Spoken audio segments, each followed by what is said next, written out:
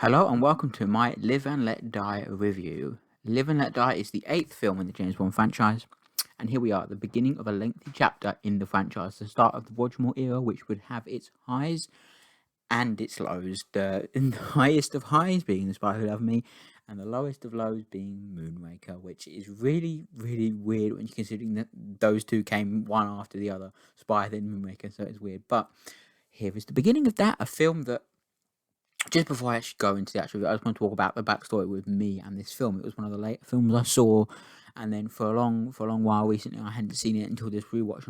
And at that point, for that long at the time, I hadn't seen it. I just thought it was dull. It was nothing, just because I hadn't seen it in a while. So I was like, oh, this must be like I didn't like parts of it, but now I've seen it, I've gained a new appreciation for Live and Let Die, and it's now my third favorite Roger film. Whereas before, because I hadn't seen it in a long time, it pushed it all the way down to like 4, 5-ish, and now it's at probably 5 or 6 actually, and now it's been pushed itself all the way up to 3. So yeah, it's definitely a change. But I just want to say what my backstory with the film was. Anyway, and what a way to start it is. Villains here are Yapak Koto as Dr. Krang and Mr. Big, a brilliantly played villain. That's not an over the top megalomaniac. That's not an over the top megalomaniac. Although by the finale, it seems like he smoked some of his own product, which is kind of funny because he does seem like at the end finale he literally seems like he's high as fuck. But I actually think this is one of the best acted, best portrayed, and best actual villains we've had on screen. For quite a while. I think it's an underappreciated villain because everyone talks about Scaramanga, everyone talks about Goldfinger, everyone talks about Le Chiffre. That's about it. Or I mean, everyone talks about Grant and stuff, and Blofeld. Blofeld. Everyone talks about every other villain, and I do feel like Doctor Kananga and Hugo Drax are also very underappreciated because I believe those two. But I think this one's more underappreciated than Drax because people tend to point out how good Drax is when they talk about Moonraker because it's one of the only saving things of that film was. But this film was actually so good, people still don't. I don't see a lot of people pointing out how good a villain Kananga actually is, which is just amazing considering that he's in the first Roger film. But yeah, we also have some stellar henchmen in the form of Julius W. Harris as Teehee and Jeffrey Holder as Baron Samedi. Of course, of which I think Teehee is the best. He's just cool and funny, and it's weird. I do feel like Teehee is the better henchman out of the two. I think Baron Samedi is just there to sort of emphasize the voodoo shit in the film, and he's not. I mean, there's some point. I think I like him when he's in when he's interrogating Bond. And, no, not when he's interrogating Bond. After he's interrogated Bond, and he's about and Kananga is trying to suggest how they're gonna get rid of Solitaire, who we'll get to in a minute. And yeah, but I like him in some things, but he's just not. His Teehee is just so much more entertaining in this entire film because he always smiles, and it's not like obviously a lot of them don't smile, but he always smiles, and he's always just it's weird, man. It's really weird. Another side point I'll add before we move on is that this is the first film. Well, actually, it's one of the. I think it's pretty much the only film after Doctor No that doesn't have Desmond Llewellyn's Q in it, which is really weird. I mean, he easily could have come in with M and Moneypenny at the beginning, but he just isn't here. Whereas, he's been in every film from Russia Love all the way through to The World Is Not Enough, except for this film. Like, he's in every other film. He's not in Doctor No because, well, physics. But he's not in this film. He's in Golden Gun, and he is also in the one before this, Diamonds Are Forever. But he's just not here, and I have no idea why. It's weird. But yeah, and we have the best character in the whole goddamn movie. I'm not even being funny. It's actually true. He's the best character in the whole movie. Clifton James is Sheriff J.W. Pepper. I fucking love this guy. He's just so fucking funny. He's funny as shit. And say what you want about him. He's obviously stereotypical Southerner. He's obviously, he's not exactly gonna set the world on fire acting wise, but he's just fucking funny, man. He's just fucking funny. And it's just brilliant. And I'm so happy that he came back in the Spy Love Me. I think it would not Spy Love Me in The Man with the Golden Gun, but I think it would have been cool because there was a sheriff in Diamonds Are Forever.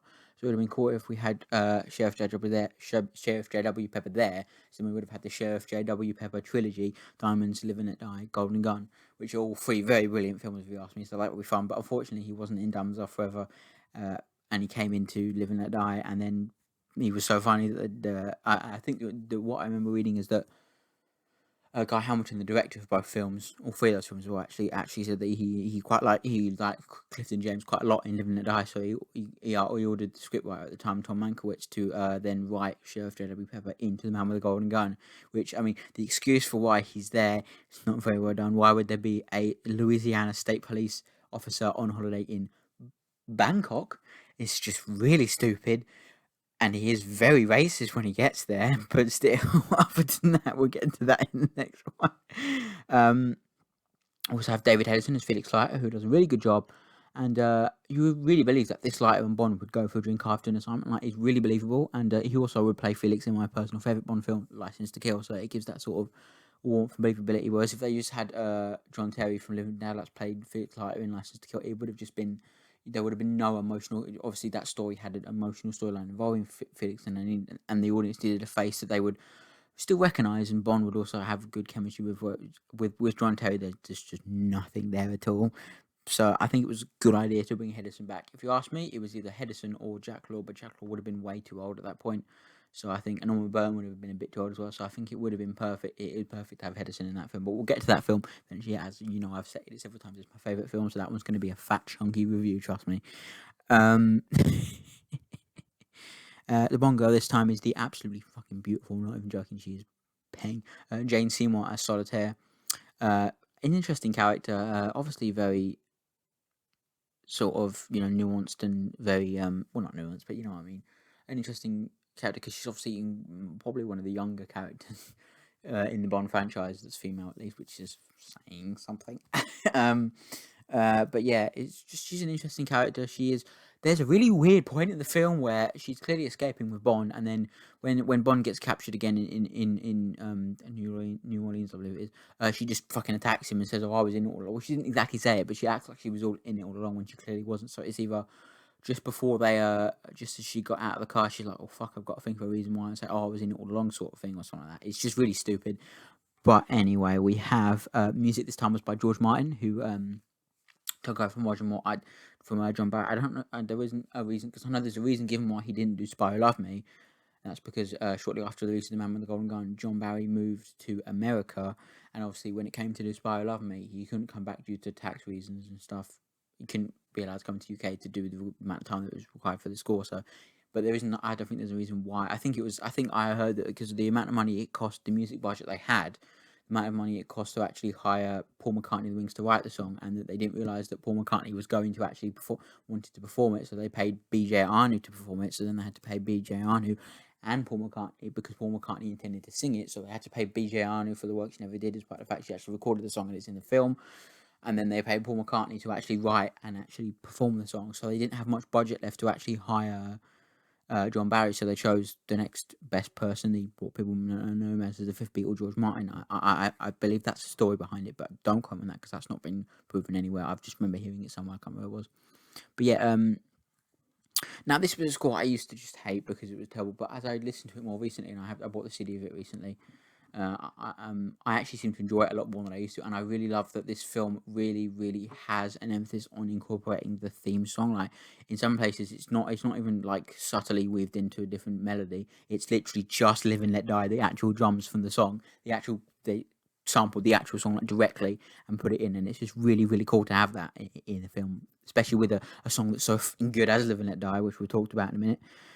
But yeah, it's just a different score, but it stands out by being out of the three Roger Moore films that has a different score. It's my personal favourite. Those other ones obviously being Spy Love Me and Few Eyes Only. I think for me this is the best one, and then Few Eyes Only. And I just don't really like the Spy Love Me score. It sounds almost. I was rewatching it the other day for the review, and there's points of it where it literally sounds like screeching noises from Doctor No, and that's not a thing anyone wants to go back to. Trust me, Doctor No does not have the best score at all. But actually, to be fair, the weird thing is that with Doctor No is that the soundtrack that's released, I'm pretty sure like none of that music is actually in the film. It's just put on an album. I feel like it because I never hear any of those stuff in the film. But it actually has those tracks on that album are actually really nice to listen to. But any of the actual score that's in the actual film, like the bit that plays at the end, the track that plays when they nearly kill Bond, the track that plays when the trench is in it, but it's all just cheesy and shit music. But here, it's actually really well done. And I think it actually is one of the better Bond scores that isn't by Barry. that isn't by Barry or David Arnold or Thomas Newman or the next one by Hans Zimmer, which is probably going to be pretty good. So yeah, that's a feat here, or it wins. Anyway, standout tracks include Bond Meets Solitaire, Bond Drops In, James Bond Theme, Gun Barrel / Snakebite, The Lovers, New Orleans, Boat Chase, and Underground Lair. Big shout out to the film's title song, Live and Let Die by Paul McCartney and the Wings. It is certainly one of the best Bond songs. And I used to actually dislike the song, but as I listened to the soundtrack album, I then started to listen to this song more, and I just think it's literally one of the best Bond songs ever made. And it is obviously one of the ones that people hear the most outside of Bond, the Bond world, which is fun, like on radios and stuff. It's frequently played every now and then, so yeah, it's good to have that. Standout scenes include the bus chase, the plane chase, and the boat chase. There's a lot of chases in this film, and that's not a bad thing. All of Sheriff J.W. Pepper scenes, just fight me, that goes the best, and the finale in the Underground Lair. To round things off, Live and Let Die had the job of proving to the world that Bond could survive without Sean Connery, and that it did, and it did very well. And the problem with that is that it did it so well that they decided to rush the sequel into production almost immediately. And of course, as we do know, The Man with the Golden Gun came out exactly a year after Live and Let Die, and that had its own set of problems that would also lead to the end of a very prolific era of Bond and a very special partnership. Would end shortly after that film came out due to its unsuccessfulness, which is a shame because obviously those two men are gods among men. The work they did to bring Bond to the big screen, more specifically Cubby, but also Harry Saltzman is also an important figure. Yeah, those are the two men, Harry Saltzman and Albert R. Cubby Broccoli. So yeah. So due to its success, the next film was rushed into production. Thanks for listening to this, watching this James Bond review. In the description will be the Letterboxd review, my link tree, and possibly Flame Fox Draws again, because he still hasn't finished that shit yet. I don't know. Possibly not. Who knows? Just a quick update on what I'm doing after the Bond reviews. I found a couple of nifty pieces of software that I can use to just randomly generate a movie, and I'm just gonna let it randomly pick a movie for me to watch. I watch that movie, and then I will just speak. I will do this kind of review of it. I won't type a Letterboxd review. I'll just do a YouTube review for it. So yeah, that's my plan after the Bond films. Obviously, we're nowhere near the end of the Bond films yet. We're literally right in the middle, and it's starting to feel a bit meh. But hey, thank you for listening, guys.